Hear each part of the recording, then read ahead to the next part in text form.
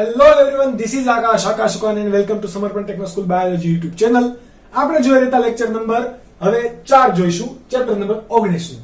Okay, તો last lecture સુધીમાં આપણે વાત કરી હતી કે મૂત્ર નિર્માણની પ્રક્રિયાની અંદર કયા કયા તબક્કા હોય છે અને આવેલા ઉત્સર્ગ એકમની અંદર કઈ કઈ નલિકાનું શું શું કામ હોય છે. ઓકે, તો આ ઉત્સર્ગ એકમ છે, આપણે નાનું ઊંધું રિવાઇઝ કરી દઈએ. આ કયો ભાગ છે? તમારો પીસીટી નો ભાગ, નિકટવર્તી ગૂંચળામય નલિકા, કે જેમાં શું થતું હતું, 70 થી 80% પાણી અને આયન્સ નું પુનઃ શોષણ થતું હતું.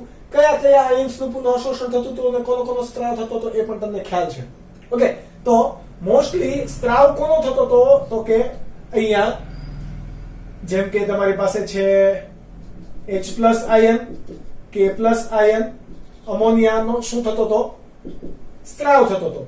પુનઃ શોષણ કોનું થઈ જતું હતું? એટલે કે બહાર કોણ નીકળી જતું હતું? તમારું બાયકાર્બોનેટ આયન અને સોડિયમ આયન. આ બંને બહાર નીકળતા હતા ક્યાં? નિકટવર્તી ગૂંચળામય નલિકાની અંદર. ત્યારબાદ આપણે વાત કરીએ કોનો? તો કે અહીંયા બ્લડ એટલે કે ગાળણ તમારું આ દિશામાં છે. એટલે આ કઈ ભુજા છે? તમારી અવરોહી ભુજા. આ કઈ ભુજા છે? તમારી આરોહી ભુજા. આ એક વસ્તુ તમારે ખાસ યાદ રાખવાનું છે, આરોહી અને અવરોહી ભુજા, કે જ્યાં વધારે પડતું પુનઃ શોષણ થતું નથી. ઓકે, આ અવરોહી ભુજા એ કેવી છે?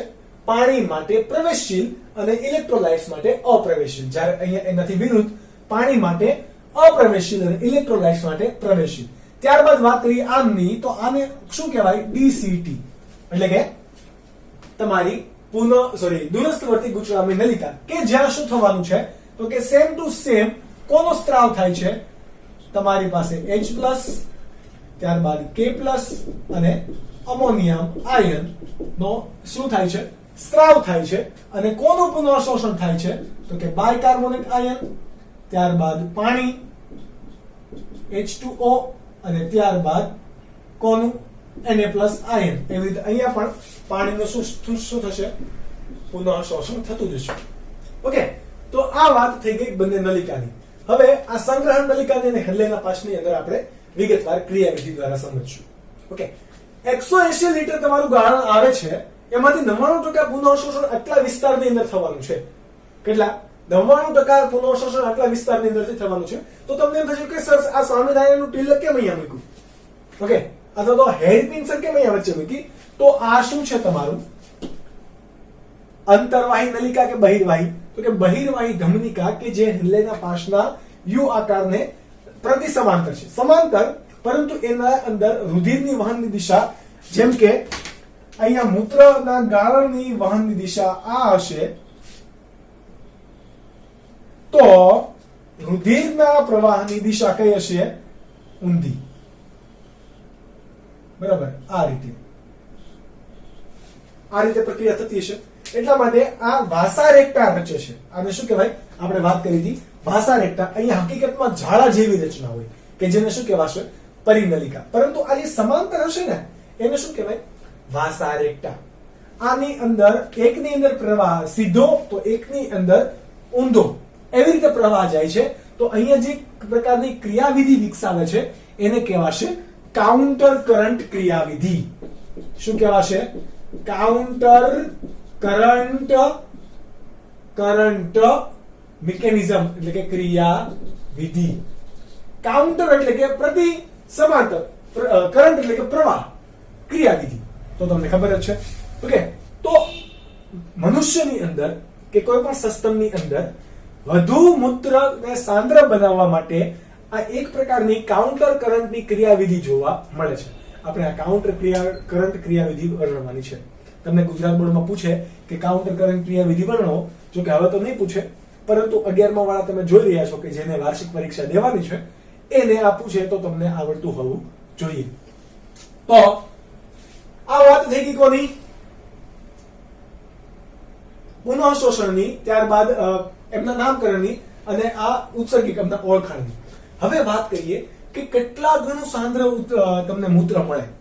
બરાબર, તો અને સાંદ્ર તો મળે છે, પ્લસ અહીંયા સીધી દિશાની અંદર ગતિ કરે, અહીંયા ઊંધી દિશાની ગતિ કરે. તો આવું શા માટે છે?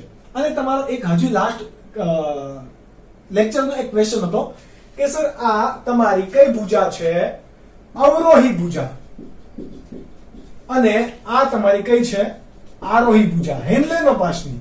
તો વાસાર એકતાની આ ભુજા કઈ બનશે? અવરોહી. ને આ ભુજા કઈ બનશે? આરોહી. ઓકે, ચલો. અવરોહી ભુજા છે એ કેવી છે? પાણી માટે પ્રવેશ્ય. ઓકે, અને આયન્સ માટે અપ્રવેશ્ય. જ્યારે આરોહી ભુજા છે એ પાણી માટે કેવી છે? પાણી અપ્રવેશ્ય. જ્યારે આયન્સ પ્રવેશ્ય. આ આયન્સ કયા કયા હોઈ શકે?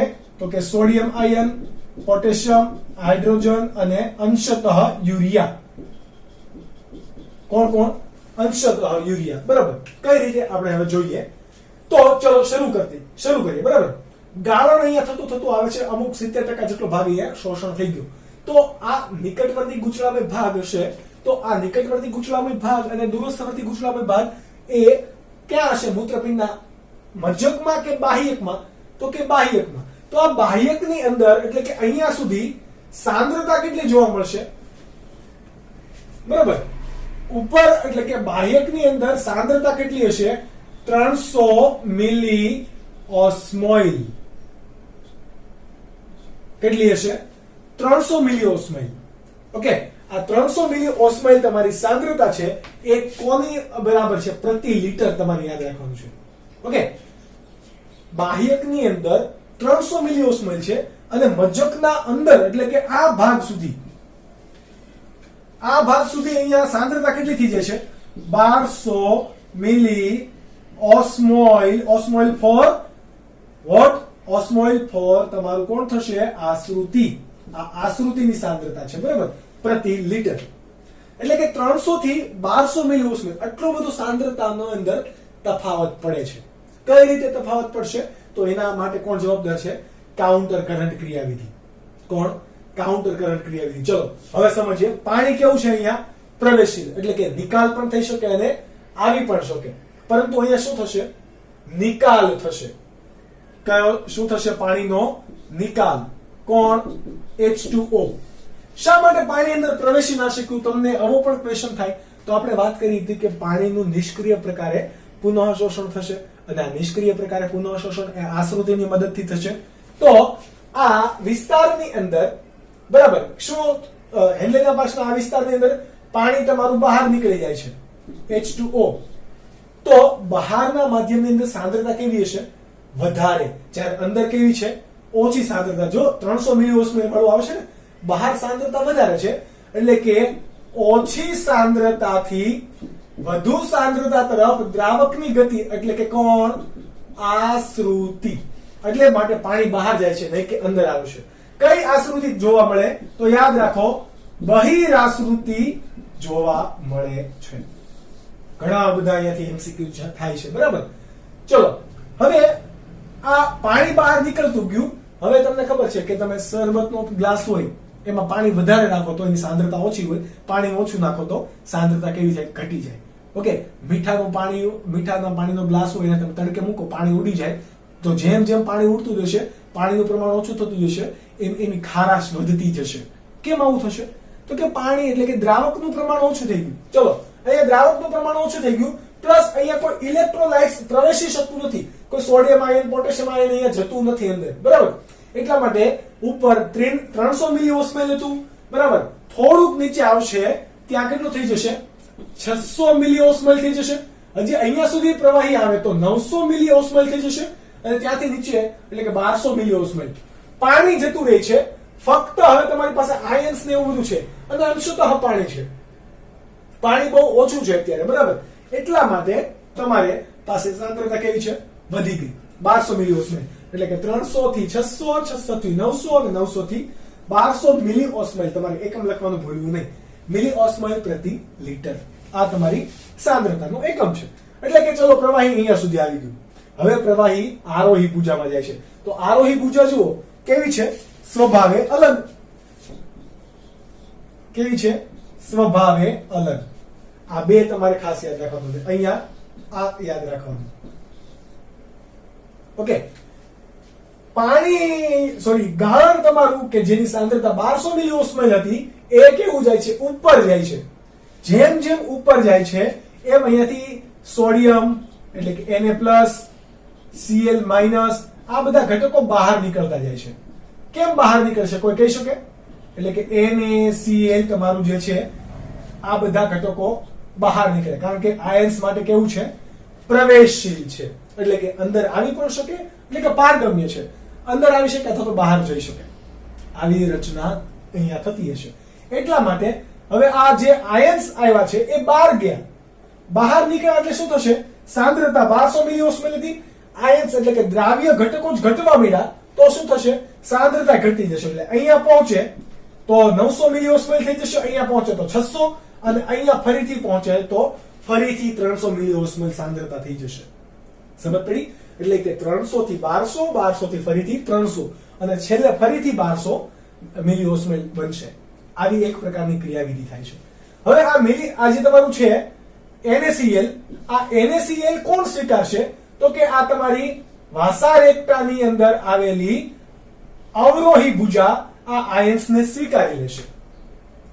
એટલે કે હેન્લેના પાશની આરોહી ભુજામાંથી છૂટા પડતા અથવા તો બહાર નીકળતા આયન્સ એ ક્યાં જાય છે?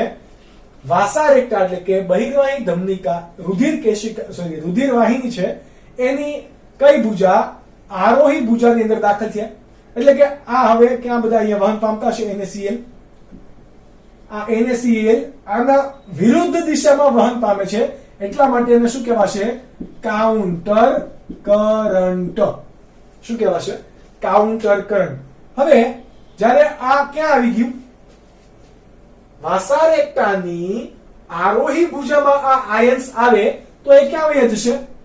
આંતરાલીય પ્રવાહીમાં. આંતરાલીય પ્રવાહી એટલે કે મજ્જકીય પ્રવાહી, આંતરકોષીય પ્રવાહી જેમ કેમ કહીએ છીએ એવી રીતે અહીંયા આંતરાલીય પ્રવાહી એટલે કે NaCl બધા બહાર નીકળી ગયા.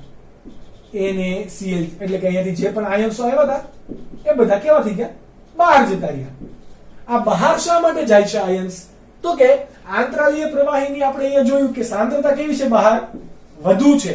તો આ સાંદ્રતા પણ મેન્ટેન કરવાની છે, કારણ કે પાણી આપણે દૂર કરવા છે. તો આંતરાલીય પ્રવાહીની આ સાંદ્રતા કોણ વધારશે? તમારું NaCl. બહારની બાજુએ સાંદ્રતા અહીંયા કોણે વધારી? NaCl. હવે બહાર NaCl વધારે છે એટલા માટે પાણી પણ અહીંયાથી શું થશે? નીકળતું જશે. તમે સમજી શકો? ઓકે, આ રીતની પ્રક્રિયા થશે કે જેનું નામ શું છે?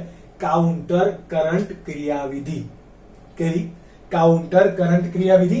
હવે તમારું ગાળણ ક્યાં જાય છે? અહીંયાથી ઉપર આવી ગયું એટલે DCT સુધી ગયું. ક્યાં સુધી ગયું? DCT.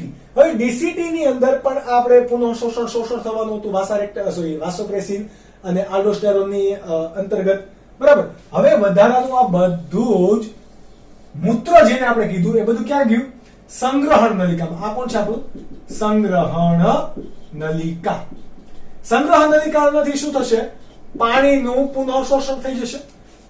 એટલે કે હવે જે તમારું સાંદ્ર મૂત્ર છે એ બનશે, કારણ કે અહીંયા સાંદ્રતા કેટલી હતી? હમણાં વાત કરી 300 મિલિઓસ્મોલ.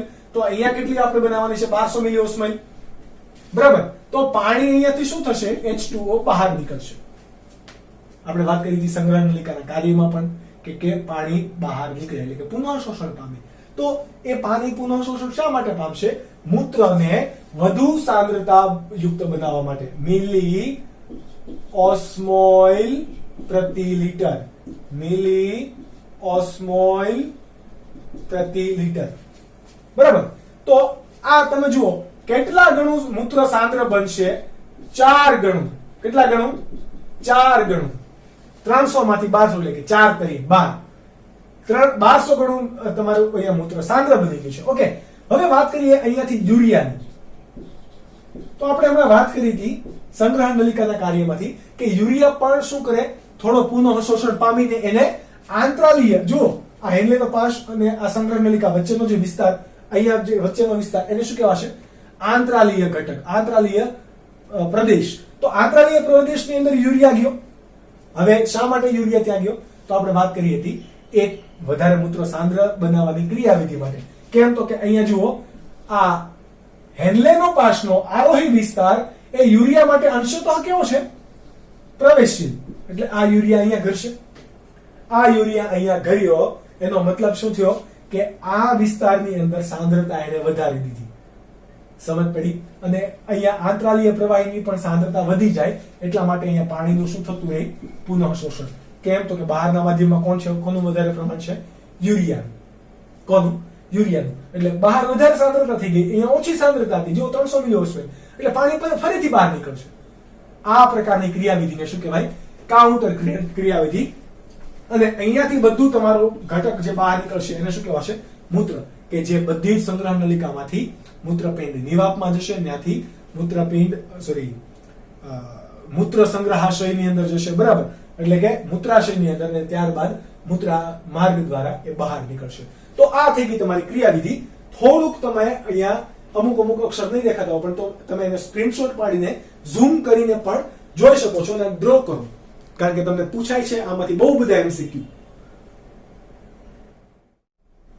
ત્યારબાદનો ટોપિક છે કે મૂત્રપિંડના કાર્યનું નિયમન.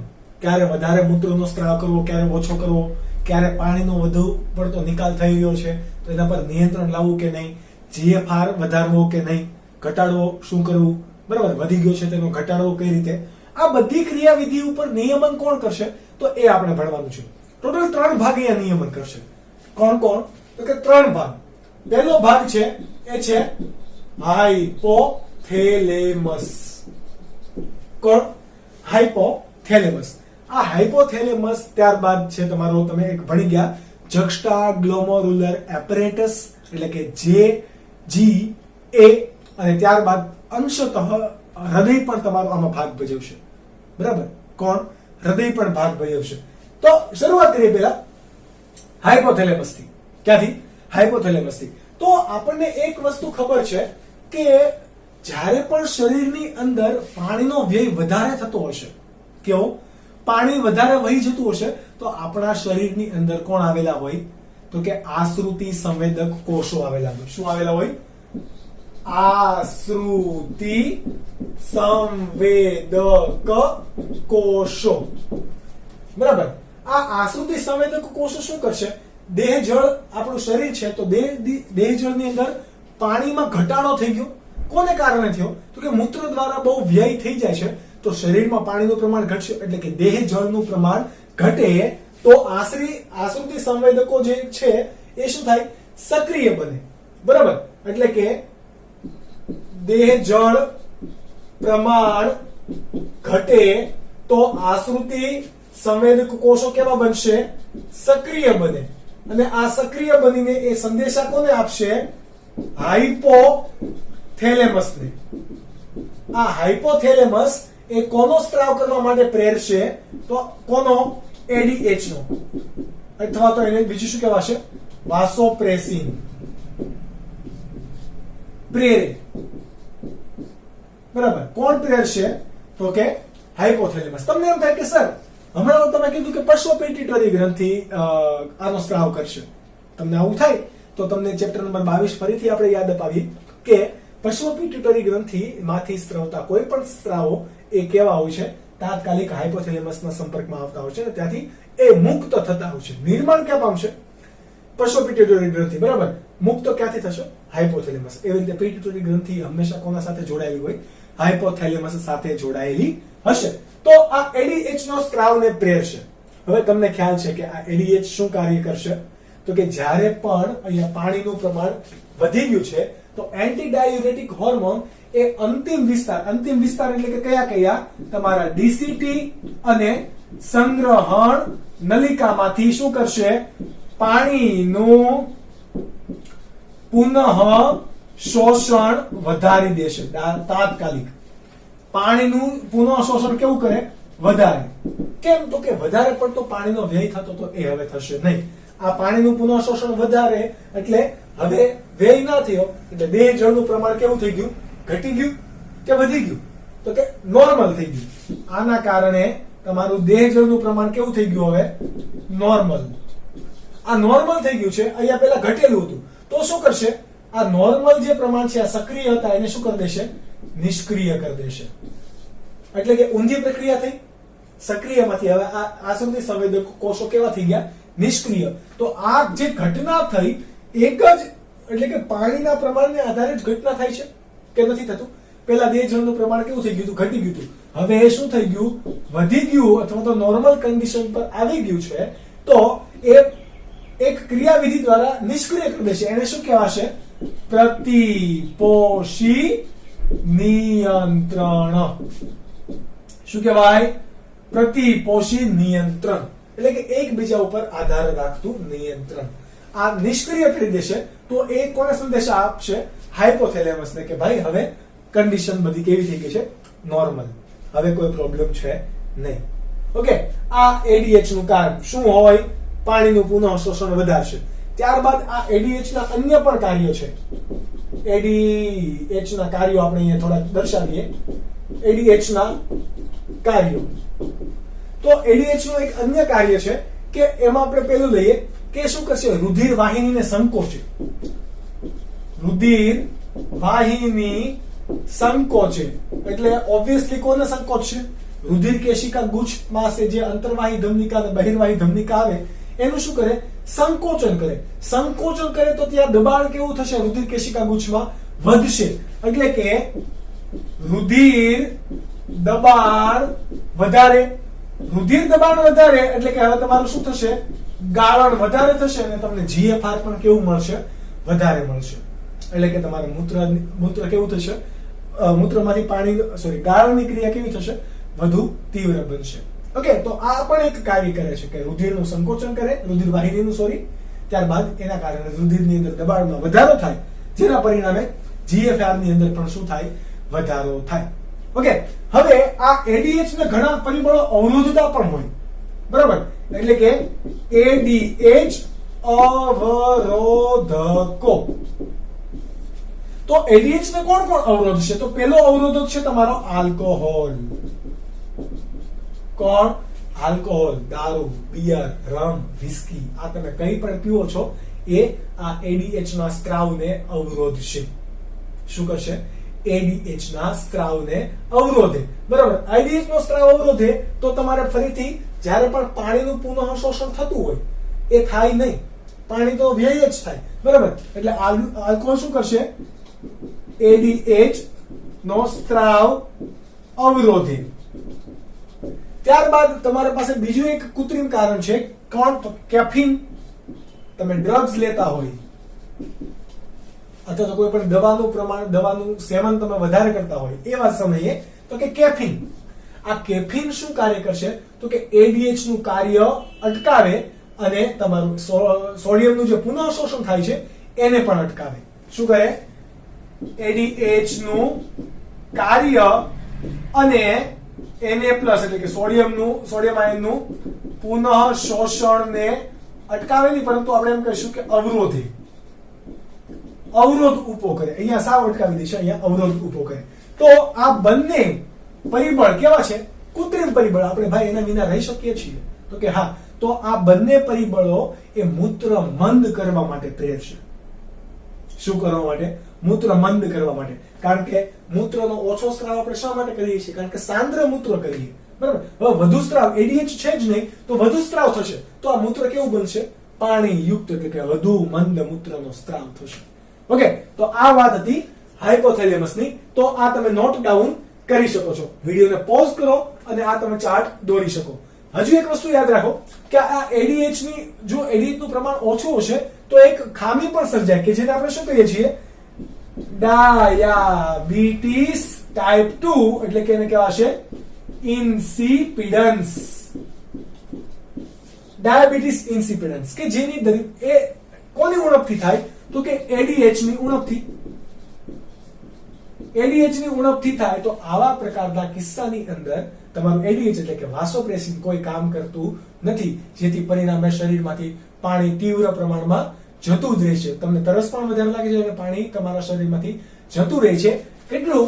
એકથી આપણે જોઈએ તો 1.5 લીટર 1.2 લીટર જેટલું મૂત્રનો ત્યાગ દિવસનો આપણે હોય, પરંતુ અહીંયા એનાથી વધી જાય 20 થી 25 લીટર સુધી પણ અમુક પેશન્ટ મૂત્રનો ત્યાગ કરતા હોય ને એટલું પાણી જોઈતું હોય. તો આ ડાયાબિટીસનો પ્રકાર છે. હવે તમે આને નોટ ડાઉન કરી શકો છો. બીજી આપણે વાત કરીએ તો એ આપણો કોણ છે? જક્સ્ટા ગ્લોમરુલર એપરેટસ. ફરીથી તમને યાદ અપાવી દઉં, ના યાદ હોય તો તમે ચેપ્ટર નંબર 2 નું એન્ડિંગ જોઈ શકો છો કે જક્સ્ટાગ્લોમેરુલર એપરેટસ કઈ રીતે બનશે.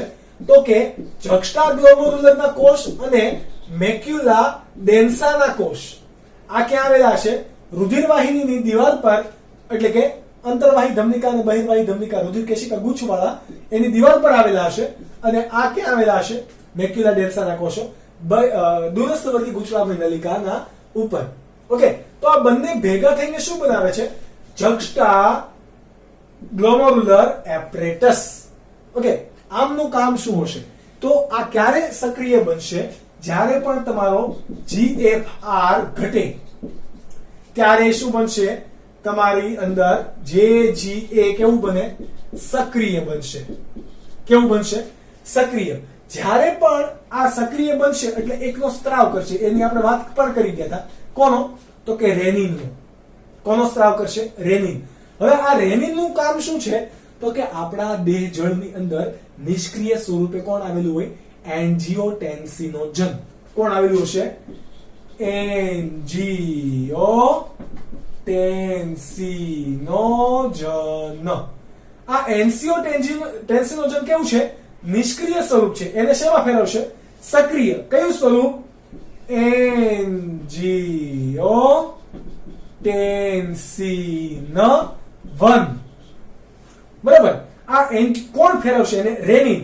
ત્યારબાદ તમારી પાસે બીજો એક ઉત્સેચક છે કે જેનું નામ છે ACE, એટલે કે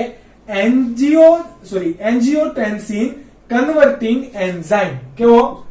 કન્વર્ટિંગ એન્ઝાઇમ ઉત્સેચક. બરાબર. એ આ એન્જિયોટેન્સિન 1 છે એને શેમાં ફેરવશે? એન્જિયોટેન્સિન 2 ની અંદર. શેમાં? એન્જિયોટેન્સિન 2 ની અંદર ફેરવશે. ઓકે, તો અહીંયા તમારે કોણ કોણ મુખ્ય કામ કરશે? તો કે રેનિન અને એન્જિયોટેન્સિન 2 બે મુખ્ય કામ કરશે. આ એક વસ્તુ યાદ રાખજો, કોણે કોણે કઈ રીતે કોને સક્રિય કર્યું. ઓકે, એન્જિયોટેન્સિન નો જન્મ માંથી એન્જિયોટેન્સિન 1 રેનિને બનાવ્યું. ત્યારબાદ એન્જિયોટેન્સિન કન્વર્ટિંગ એન્ઝાઇમે એન્જિયોટેન્સિન 1 માંથી એન્જિયોટેન્સિન 2 બનાવ્યું. આ એન્જિયોટેન્સિન 2 અને રેનિન બંને ભેગા મળીને રેનિન એન્જિયોટેન્સિન ક્રિયાવિધિ વિકસાવે. કઈ વિકસાવે? તો કે રેનિન એન્જિયોટેન્સિન ક્રિયાવિધિ. આ ક્રિયાવિધિ અંતર્ગત આ એન્જિયોટેન્સિન 2 એ શું કામ કરે છે એ આપણે જોઈએ. ઓકે, પહેલું કામ શું કરશે એન્જિયોટેન્સિન? તો કે રુધિર વાહિનીનું સંકોચન કરશે. શું કરશે? પહેલું કામ રુધિર વાહિની હોય એનું શું કરે? સંકોચન કરશે. જેમ સંકોચન કરે એમ રુધિર દબાણમાં શું થાય? તો કે દબાણ વધે. રુધિરનું દબાણ વધવાનું છે તો ગાળણ કેવું બનવાનું? હજી તીવ્ર બનશે. એના પરિણામે શું થાય? તમારો GFR વધે. શું થાય? GFR વધે. કે જે આપણું મુખ્ય કામ હતું. કેમ? તો કે GFR આપણો ઘટી ગયો તો એને વધારવાનું હતું. ઓકે, તો આ એન્જિયોટેન્સિન 2 એ એમાં કામ સખતપણે કરશે. ત્યારબાદ એનું કામ છે કે એ એડ્રિનલ બાહ્યકને ઉત્તેજી અને તમારા અંતઃસ્ત્રાવ આલ્ડોસ્ટેરોનને પણ સ્ત્રાવ કરવા માટે પ્રેરે. કોને? તો કે એડ્રિનલ બાહ્યક ઉત્તેજી કોનો સ્ત્રાવ કરશે? એમાંથી આલ્ડોસ્ટેરોન. અને આ આલ્ડોસ્ટેરોન નું કાર્ય શું હતું? હમણાં આપણે ભણી ગયા કે સોડિયમ અને પાણી. પાણી તો ગૌણ આપણે રાખીએ પણ મુખ્યત્વે કયું? સોડિયમના પુનઃશોષણમાં પણ વધારો કરશે.